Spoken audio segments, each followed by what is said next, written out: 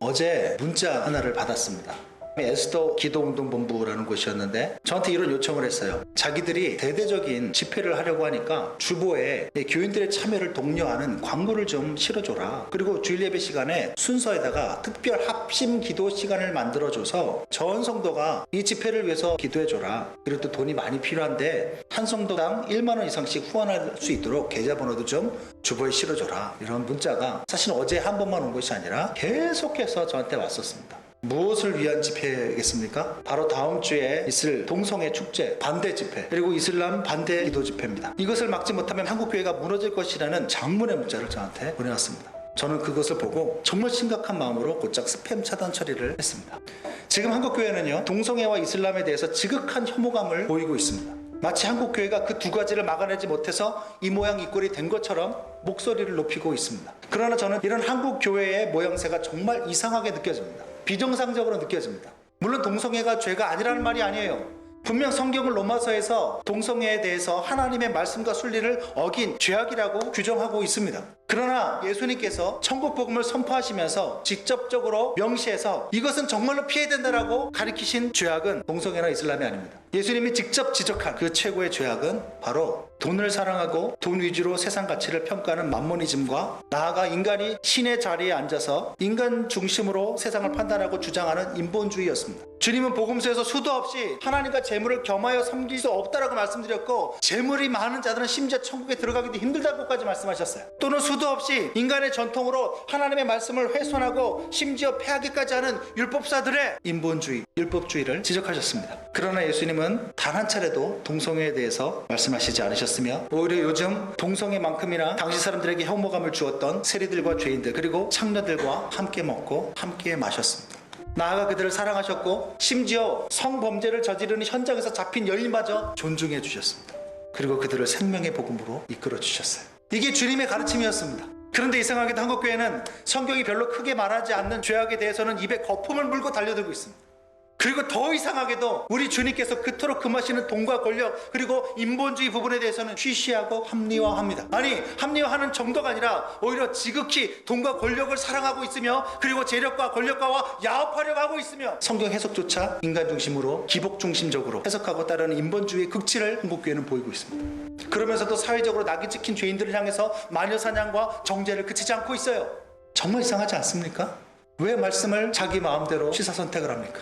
이것은 정말 정상이 아니라 비정상이에요. 여러분, 솔직히 말해봅시다. 성경이 별로 크게 취급하고 있지 않는 동성애를 그토록 반대하는 것은 사실은 내가 본능적으로 동성애가 혐오스럽기 때문 아닙니까? 나아가 내 자녀들과 내 친척들이나 내 가까운 지인들이 혹시 그런 동성애에 물들고 해가 될까봐 그것이 염려가 되고 두려워서 이토록 난리치는 것 아닙니까? 나아가 그렇게 큰 소리로 떠들어대야 내가 좀 더 깨끗하고 의롭고 신앙 있어 보여서 그러는 것 아닙니까?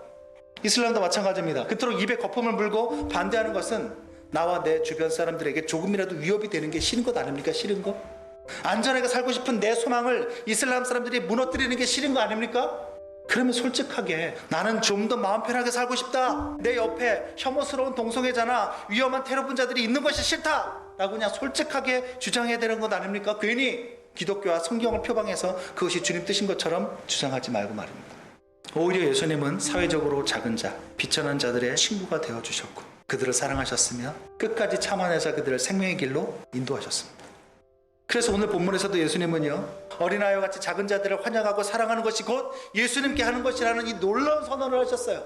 오늘 말씀의 핵심은 어린아이가 아니고 어린아이와 같이 작은 취급을 받는 성도들을 말씀하는 것입니다. 그래서 6절에서는 분명하게 어린아이와 같은 자란 예수님을 믿는 작은 자다, 이렇게 선언하고 있어요.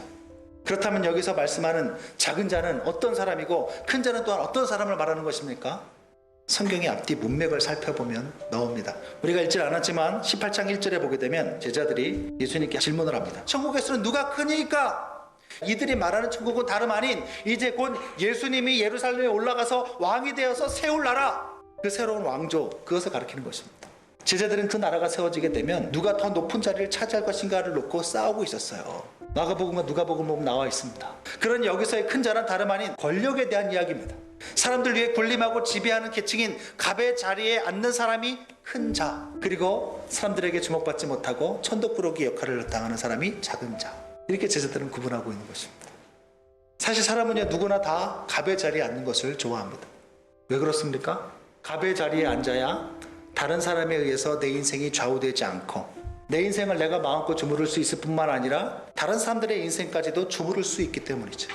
또한 그래야 다른 사람들을 판단하고 정죄하는 위치에 설 수 있고 나아가 사람들에게 인정받고 자신의 존재감 마음껏 드러낼 수 있기 때문에 우리는 갑의 자리에 서기를 좋아합니다. 그로 인해 이미 오래전부터 세상은 철저히 갑이 되기 위한 각축장으로 변해버렸습니다.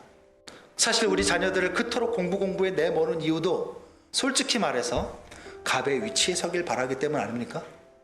더 심각한 것은 교회 안에서까지 갑이 곧 큰 자라고 생각하는 사상이 침투하였다는 것입니다.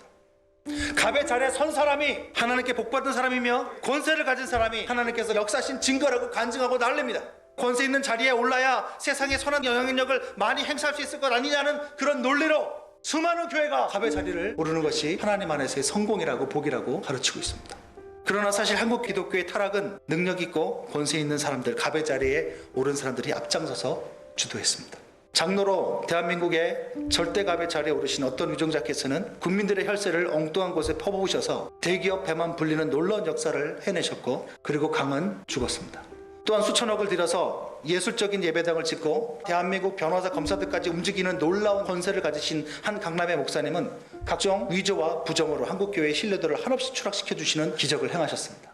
제발 나의 자리와 권세가 하나님의 영광을 드러낼 것이라는 환상에서 벗어나시기 바랍니다. 하나님 나라에서 큰 자, 하나님의 시선이 머무는 사람은 너무 많이 가져서 그것으로 마음이 부유해지고 가득 찬 사람이 결코 아닙니다. 오히려 아무에게도 인정받지 못하는 어린아이와 같이 자신의 낮음과 자신의 자금을 아는 자가 하나님 나라에서 큰 자가 되는 거예요.